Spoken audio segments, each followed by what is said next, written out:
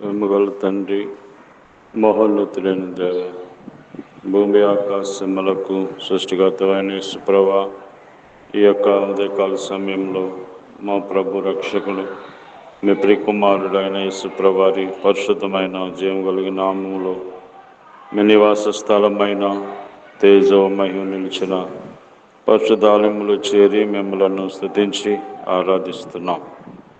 రాత్రంతా కాపాడి మా ఆయుష్ని మా దినాలు పొడిగించారు. ఇచ్చిన నూతన దినాన్ని బట్టి, నూతన కృపను బట్టి వందనాలు, స్తోత్రాలు. ఉదయకాల సమయంలో మౌనదిన జీవాహారమైన నీ వాక్యం ద్వారా మీరే మాతో మాట్లాడుతూ రమ్మని ఆయన, మరి నువ్వు చూస్తున్న దేవుడు, వినే దేవుడు, మాట్లాడే దేవుడు, నీ మాట కోసమై వచ్చాం, సహాయం చేయండి. మీ మాటలే మమ్మల్ని బ్రతికిస్తాయి, రక్షిస్తాయి, సహాయం చేయమని యేసునామములో ప్రార్థిస్తున్నాం తండ్రి, ఆమేన్. ప్రేమామృతధారలు చెందిన మన యేసుకు సమమెవరు? ప్రేమామృతధారలు చెందిన మన యేసుకు సమమెవరు? ప్రేమయే తానై నిలచి ప్రేమోక్తులనే పల్కి ప్రేమతో ప్రాణము బెట్టి, ప్రేమతో ప్రాణము బెట్టి ప్రేమ నగరికి చనియే, ప్రేమ నగరికి చనియే.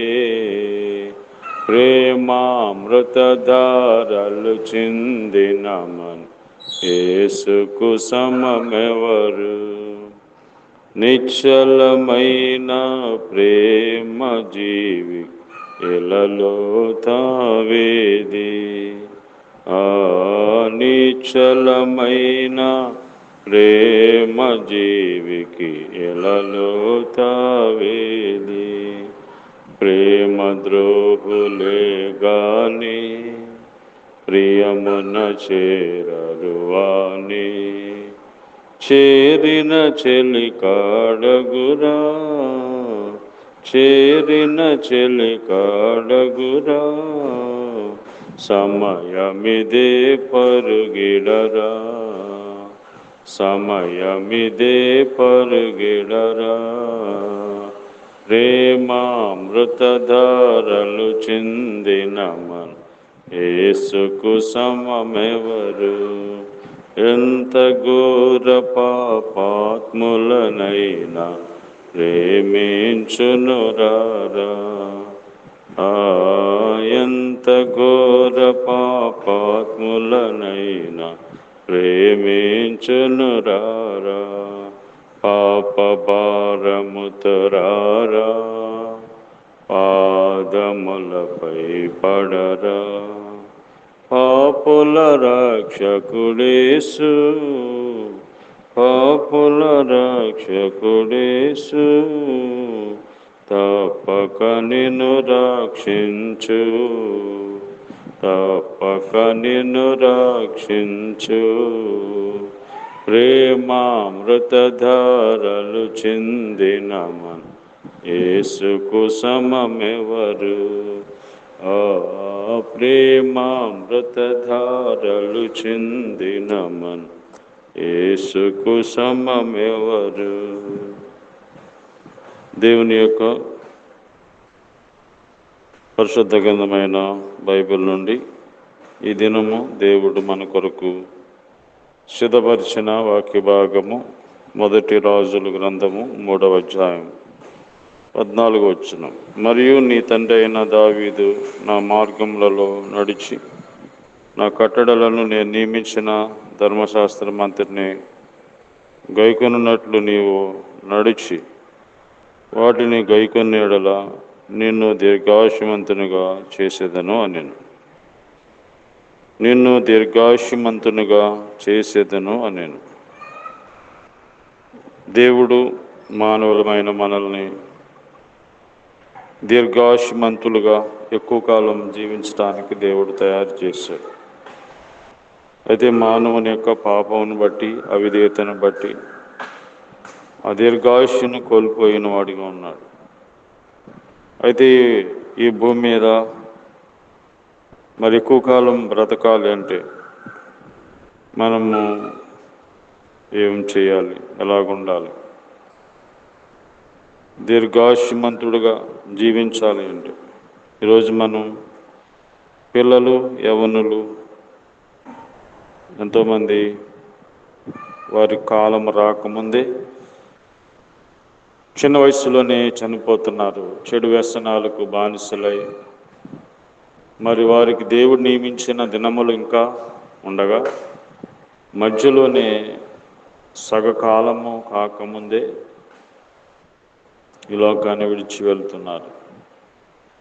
కారణం ఏంటంటే వారి యొక్క పాప కార్యములు, చెడు కార్యములను బట్టి, చెడు వ్యసనములను బట్టి మరి వారు మధ్యలోనే మరణిస్తున్నారు.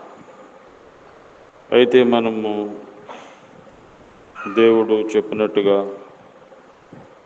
నడుచుకుంటే దీర్ఘాయుష్మంతులుగా జీవించగలం.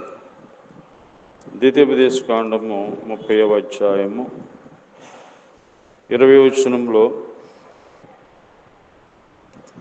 మనము దేవుణ్ణి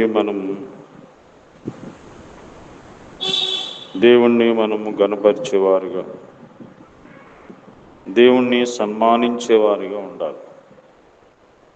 30వ అధ్యాయం 20వ వచనం, నీ పితరులైన అబ్రాహాము, ఇస్సాకు, యాకోబులకు ఆయన ప్రమాణం చేసిన దేశంలో మీరు నివసించినట్లు యెహోవాయే నీ ప్రాణమునకును నీ దీర్ఘాయుష్నకును మూలమై ఉన్నాడు కనుక కాబట్టి నీవును నీ సంతానమును బ్రతుకుచు నీ ప్రాణమునకు మూలమైన నీ దేవుడైన యెహోవాను ప్రేమించి ఆయన వాక్యమును విని ఆయనను హత్తుకొనున్నట్లు జీవమును కోరుకొనుడి.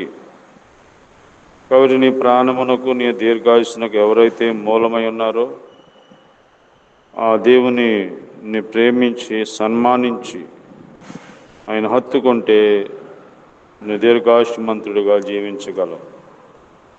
కాబట్టి మనము దేవునిని సన్మానించేవారుగా ఉండాలి. రెండవదిగా నిర్గమకాండము 20వ అధ్యాయము 12వ వచనం. నిర్గమకాండము 20వ అధ్యాయము 12వ వచనములో నీ దేవుడైన యెహోవా నీకు అనుగ్రహించు దేశములో నీవు దీర్ఘాయుష్మంతుడగినట్లు నీ తండ్రిని నీ తల్లిని సన్మానించుము. తల్లిదండ్రులను ఎవరైతే సన్మానిస్తారో వారు ఎక్కువ కాలం బ్రతుకుతారు. ఈ రోజుల్లో మనం చూస్తే తల్లిదండ్రులను సన్మానించకుండా తల్లిదండ్రులను తిట్టేవారు, తల్లిదండ్రులను కొట్టేవారు, తల్లిదండ్రులను త్రోసివేసేవారు, గెంటి వేసేవారు, చూడకుండా వాళ్ళని పట్టించుకోకుండా ఎంతోమంది తల్లిదండ్రుల పట్ల నిర్లక్ష్యం కలిగి ఉన్నారు. అందుకనే వారు ఎక్కువ కాలం జీవించలేకపోతున్నారు. కనుక తల్లిని తండ్రిని సన్మానించుము నువ్వు దీర్ఘాయుష్మంతుడు అవ్వాలంటే. మూడవది సామెతల గ్రంథము 3వ అధ్యాయం 14వ వచనములో వెండి సంపాదించుట కంటే జ్ఞానము సంపాదించటం మేలు, అపరంజి సంపాదించుట కంటే జ్ఞాన లాభము నొందుటం మేలు. పగడముల కంటే అది ప్రియమైంది, నీ ఇష్ట వస్తువులను నీవు దానితో సమానం కావు. దాని కుడి చేతిలో దీర్ఘాయువును, దాని ఎడమ చేతిలో ధన ఘనతలున్నవి. జ్ఞానమును సన్మానించేవాడు దీర్ఘాయుష్ కలిగి ఉంటాడు. జ్ఞానమును సంపాదించిన వెండి కంటే బంగారము కంటే జ్ఞానము గొప్పది. ఆ జ్ఞానమే యేసుప్రభువారు. దేవుడు జ్ఞానమై ఉన్నాడు. జ్ఞానమైన దేవుణ్ణి సన్మానించాలి. ఆ విధంగా మనము సన్మానించినప్పుడు దీర్ఘాయుష్యమంతులుగా ఉంటాం. కాబట్టి మొదటిగా దేవుణ్ణి సన్మానించాలి, రెండవదిగా తల్లిదండ్రులను సన్మానించాలి, మూడవదిగా జ్ఞానము సన్మానించాలి. ఆ విధంగా ఎవరైతే సన్మానిస్తారో వారు దీర్ఘాయుష్యమంతులు అవుతారు. ఈ లోకంలో ఎక్కువ కాలం జీవిస్తారు. ఈ లోకం విడిచిన తర్వాత యుగయుగాలు దేవునితో ఉంటారు. ఈ మాటలు వాస్తవము, నిజం, సత్యము. కాబట్టి ఈరోజే దేవుణ్ణి సన్మానించండి, తల్లిదండ్రులను సన్మానించండి, జ్ఞానమును సన్మానించండి. ప్రభు సహాయం చేస్తారు. మనం దీర్ఘాయుష్యం కాలం, ఎక్కువ కాలం, యుగాలు దేవునితో ఉండాలని యేసు ప్రభు ఈ లోకానికి వచ్చి కలువరి సిలువలో మన శిక్ష అంతా భరించి మనకి రెండవ మరణం లేకుండా చేశారు. కాబట్టి ఎవరైతే క్రీస్తు యేసులో ఉంటారో వారికి శిక్ష ఇది ఉంటుంది. ప్రేమగల తండ్రి, దీర్ఘాయుష్యమంతులు అవ్వాలంటే మేము ఏం చేయాలో మాతో మాట్లాడుతూ వచ్చారు. ఎంతోమంది సగకాలంలోనే ఈ లోకాన్ని విడుస్తున్నారు. నువ్వు చెప్పినట్టు చేయక నీ ఆజ్ఞలకు అవిధేయులుగా. కాబట్టి ఇప్పుడైనా వారు తెలుసుకోవడానికి సహాయం చేయి. మా దేశము, రాష్ట్రము కొరకు, అధికారుల కొరకు ప్రార్థన చేస్తున్నాం. రోగుల కొరకు, హాస్పిటల్లో ఉన్నవారు, దూరదేశంలో ఉన్నవారి కొరకు అందరినీ కరుణించండి, కటాక్షించండి. నీ ఆయుష్ని వారికి దయచేయండి. యేసు నామములో ప్రార్థిస్తున్నాం తండ్రి, ఆమేన్. తండ్రి అయిన దేవుని ప్రేమ, ప్రభువైన యేసుక్రీస్తు వారి కృప, పరిశుద్ధాత్మ సహవాసం ఈరోజంతా మనకి తోడై ఉండి కాపాడండి.